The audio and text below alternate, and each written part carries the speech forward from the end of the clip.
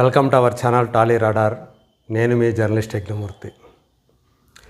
ఇప్పటిదాకా నేను ఆయా సినిమాల గురించినటువంటి సమాచారాన్ని, అప్డేట్స్ని అందిస్తూ వచ్చాను. అలాగే బాక్స్ ఆఫీస్ కలెక్షన్స్ని కూడా మీతో షేర్ చేసుకుంటూ వచ్చాను. పాత సినిమాలకు సంబంధించి కూడా అప్పుడప్పుడు ఆనాటి సంగతులను కూడా షేర్ చేసుకుంటూ వచ్చాను. ఇప్పుడు మొదటిసారి నేను ఇప్పటివరకు చేసినటువంటి ఇంటర్వ్యూలు ఏవైతే ఉన్నాయో, ఆ ఫిలిం సెలబ్రిటీలు కానివ్వండి, టీవీ సెలబ్రిటీలు కానివ్వండి, వాళ్ళకి సంబంధించి ఆ ఇంటర్వ్యూల జ్ఞాపకాలని కూడా మీతో షేర్ చేసుకోవాలని చెప్పేసి అనుకుంటూ ఉన్నాను. అందులో భాగంగా మొట్టమొదటిగా ఈ వీడియో చేస్తున్నాను. మిగతా ఇంటర్వ్యూలన్నీ ఒక ఎత్తు అయితే, చెన్నైలో నేను చేసినటువంటి ఇంటర్వ్యూలు ఒక ఎత్తు అనుకోవాలి. అందులో కూడా మొట్టమొదటిగా నేను చేసినటువంటి ఇంటర్వ్యూ చెన్నైలో జయమాలిని గారిది.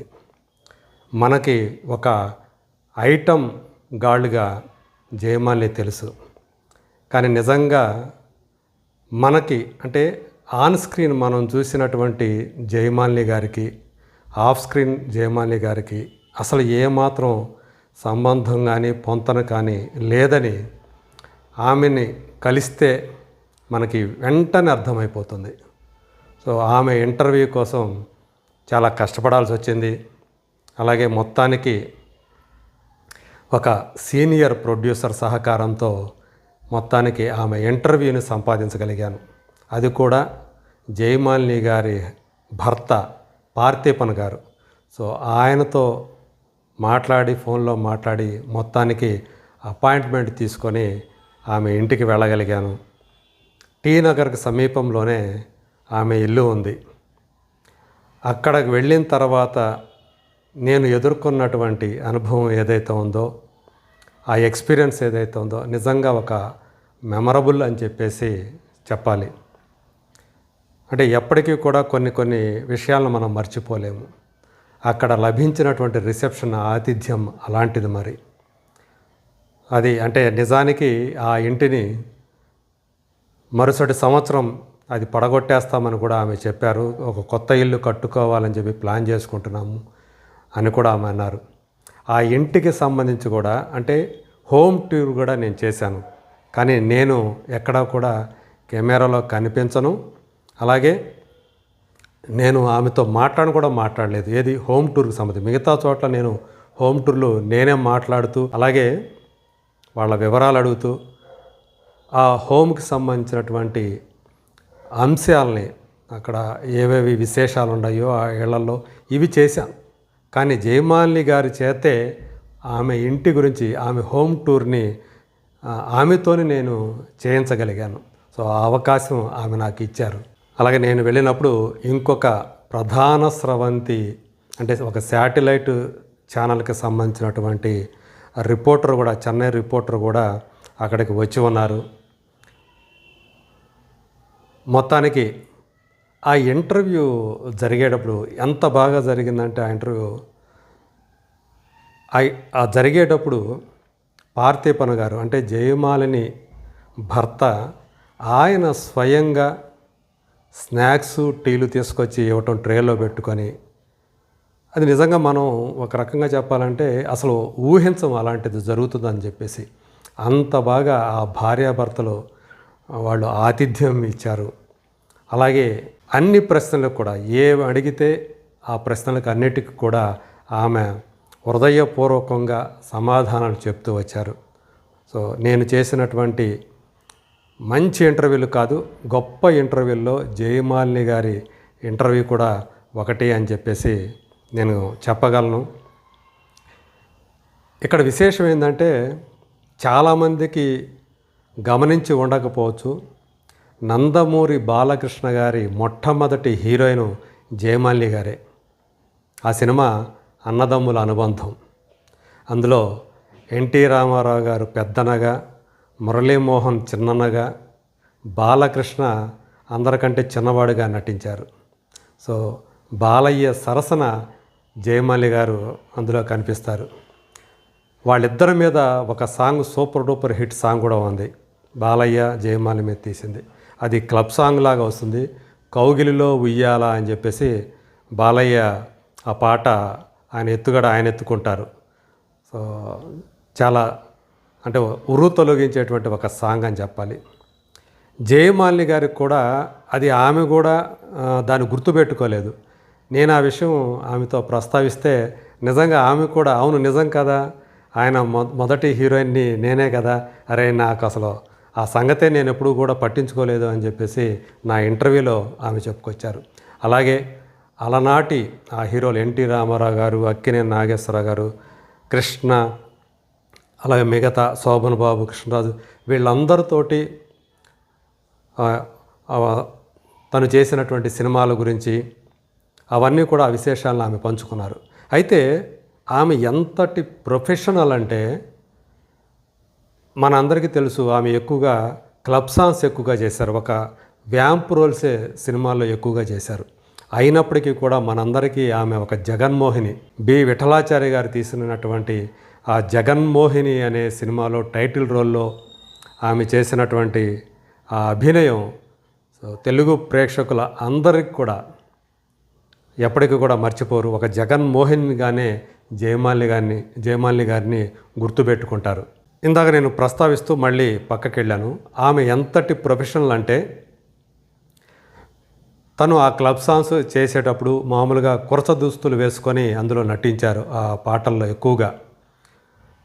ఆ పాట ఎప్పుడైతే ఆ షార్ట్ అయిపోతుందో ఆమె మళ్ళీ ఒద్దికగా ఒక పక్కకి వెళ్ళిపోయి మొత్తం నిండుగా ఒంటిని కప్పేసుకొని ఒక పక్కన కూర్చుండేవాళ్ళు. ఎవరిని కూడా ఎంటర్టైన్ చేసేవాళ్ళు కాదు. అది అదే మిగతా వాళ్ళు ఎలా ఉంటారు ఏంటనేది పక్కన పెడితే ఆమె మాత్రం అలా ఎవరిని కూడా తన దగ్గరికి రానిచ్చేదానికి కాను. ఎందుకంటే అక్కడ ఎలా ఉంటుంది సినిమా వాతావరణం, అక్కడ మనుషులు ఎలా ఉంటారు, రకరకాల మనస్తత్వం కలిగిన వాళ్ళు ఉంటారు. ఎవరికి కూడా ఆ చనువు ఇచ్చేదానికి కాను. సో అలా నేను మెయింటైన్ చేస్తూ వచ్చాను కాబట్టే నాకు నా మీద ఎలాంటి గాసిప్స్ లాంటివి రాలేదు అని చెప్పేసి ఆమె చెప్పుకొచ్చారు. ఆమె పెద్దక్క జ్యోతిలక్ష్మి అనే విషయం కూడా మనలో చాలామందికి తెలిసే ఉంటుంది. కాకపోతే చిన్నతనంలోనే జ్యోతిలక్ష్మి గారు వేరే వాళ్ళకి పెంపకం వెళ్ళారు, దగ్గర బంధువులకే పెంపకం వెళ్ళారు. ఆ తర్వాత జ్యోతిలక్ష్మి గారికి జయమాలిని అంటే తల్లిదండ్రులతోటి దూరం అయ్యారనే చెప్పాలి జ్యోతిలక్ష్మి గారు. అలా అక్క చెల్లెలు కూడా దూరంగానే మెలిగారు. కొన్ని సంవత్సరాల పాటు ఆ అక్క చెల్లెలిద్దరి మధ్య మాటలు కూడా లేవు. అలాంటి వాతావరణం ఏర్పడింది. అయినప్పటికీ కూడా వాళ్ళిద్దరూ కలిసి సినిమాల్లో నటించారు, కలిసి డ్యాన్సులు చేశారు. ఆ టైంలో మాత్రం మామూలుగా పలకరించుకునేవాళ్ళం. ఆ తర్వాత మళ్ళీ ఎవరి దారిన వాళ్ళు అన్నట్టుగానే ఉండేవాళ్ళం అని కూడా ఆమె చెప్పుకొచ్చారు. దీనికి ప్రధాన కారణం కూడా చెప్పారు. ఎందుకంటే మళ్ళీ ఎక్కడ వీళ్ళు కనిపిస్తే, అమ్మానాన్నలు కనిపిస్తే, చెల్లెలు వీళ్ళు కనిపిస్తే మళ్ళీ జ్యోతిలక్ష్మి ఎక్కడ తమకు దూరం అయిపోతుందో అన్నట్లుగా జ్యోతిలక్ష్మి గారిని ఎవరైతే పెంచుకున్నారో ఆ పెంపుడు తల్లిదండ్రులు ఆమెను దూరంగా పెట్టారు సొంత కుటుంబానికి అనే విషయాన్ని కూడా జయమాలిని గారు ప్రస్తావించారు. సో ఎనీహౌ అన్ని విషయాల్ని ఆమె షేర్ చేసుకున్నారు, పెళ్లి చేసుకున్నారు. ఆమె అమ్మ చూసిన సంబంధమే. పోలీస్ డిపార్ట్మెంట్లో అప్పటికైనా హెడ్ కానిస్టేబుల్గానే పనిచేస్తూ ఉన్నారు పార్థిపన్ గారు. ఆయన పెళ్లి చేసుకున్నారు. పెళ్లి చేసుకున్న తర్వాత తనంతట తానుగానే, అంటే ఆయన కూడా ఏమీ అబ్జెక్షన్ పెట్టకపోయినా తనంతట తానుగానే ఇక సినిమాలు చాలు అనుకున్నారు, దూరంగా ఉంటూ వచ్చారు. తనకు ఎలాంటి ఇమేజ్ ఉందో ఆమెకి చాలా స్పష్టంగా తెలుసు. అయినప్పటికీ కూడా ఆమె ఒక భార్యగా, అలాగే ఒక బాబుకి తల్లిగా ఆ బాధ్యతల్ని నిర్వర్తిస్తూ వచ్చారు. ఇప్పటికీ కూడా అంటే నేను చేసే టైంకి ఆమె వయసు చాలానే ఉంటుంది, 60+. అయినా కానీ ఆమె అందం, ఇక్కడ అందం అంటే నేనేదో పైకి శారీరకంగా కనిపించేది, భౌతికంగా కనిపించే దాని గురించి మాట్లాడలేదు. అన్ని విధాలు కూడా శారీరకంగా కానీ మానసికంగా కానీ ఆమె చాలా ఆరోగ్యంగా ఉన్నారు. సో బహుశా ఆమె అందానికి రహస్యం కూడా అదేనేమో. ఇద్దరు కూడా పరస్పరం ఒకరినొకరు వాళ్ళు గౌరవించుకునేటువంటి పద్ధతి పార్థిపన్ గారు, జయమాలిని గారు. ఆయన కూడా జయమాలిని గారిని అంతే చక్కగా చూసుకుంటూ వచ్చారు. ఈమె కూడా అంటే చూసుకోవడంతో పాటు ఆమె మాటకి ఆయన చాలా విలువనిచ్చేవారు. సో అంతగా ఒకరికొకరు వాళ్ళు పరస్పరం సహకరించుకుంటూ నిజ జీవితంలో ఒక చక్కని జంటగా కూడా వారు మెలుగుతూ వచ్చారు. సో ఈ మధ్యకాలంలోనే 2 ఏళ్ల క్రితం వాళ్ళ కొడుకు పెళ్ళి కూడా చేశారు. సో నిజంగా చెప్పాలంటే పెళ్ళి తర్వాత అంటే సినిమాలు ఒక ఎత్తు అయితే ఆమె జీవితంలో, ఆ పెళ్ళి తర్వాత ఆమె జీవితం ఇంకొక ఎత్తు. ఈ మధ్యకాలంలో ఆమె ఎన్టీ రామారావు గారి 100వ జయంతి ఉత్సవాలు జరిగినప్పుడు వాటిల్లో కూడా ఆమె పార్టిసిపేట్ చేస్తూ వచ్చారు. ఎందుకంటే ఆమెను బాగా ఎంకరేజ్ చేస్తూ వచ్చిన నటుల్లో ఎన్టీ రామారావు గారు కూడా ముఖ్యులు. సో ఆయన ఎంతో తనని గౌరవించేవాళ్ళు, చాలా మర్యాద ఇచ్చేవాళ్ళు అని అప్పటి ఆ సంగతులు కూడా ఆమె జ్ఞాపకం చేసుకున్నారు. సో అలాంటి జయమాలిని గారు ఎన్నో వసంతాలు ఇలాగే ఆరోగ్యంగా హ్యాపీగా తన జీవితాన్ని గడపాలని నేనైతే మనస్ఫూర్తిగా కోరుకుంటాను.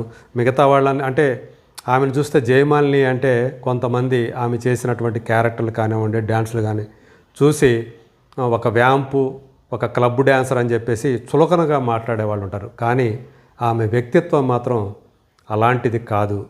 చాలా ఉన్నతమైనటువంటి వ్యక్తిగా మనకి ఆమె కనిపిస్తారు. ఆమెతో మాట్లాడిన వాళ్ళు ఎవరైనా సరే మనుషుల్ని ఆమె గౌరవించే పద్ధతి అలా ఉంటుంది. చెన్నైలో నేను చేసినటువంటి మొట్టమొదటి ఇంటర్వ్యూ జయమాలిని గారిదే. ఆ సందర్భంగా వాళ్ళ ఇంట్లో నాకు లభించినటువంటి ఆతిథ్యం, ఆ తర్వాత ఇంటర్వ్యూ తర్వాత కూడా వాళ్ళు ఆప్యాయంగా మాట్లాడిన తీరు, సో అది ఎప్పటికీ కూడా నేను గుర్తుంచుకుంటాను. So one of the my best ఇంటర్వ్యూస్లో ఖచ్చితంగా జయమాలిని గారి ఇంటర్వ్యూ ముందు వరుసలో ఉంటుంది అని నేను ఘంటాపథంగా చెప్పగలను.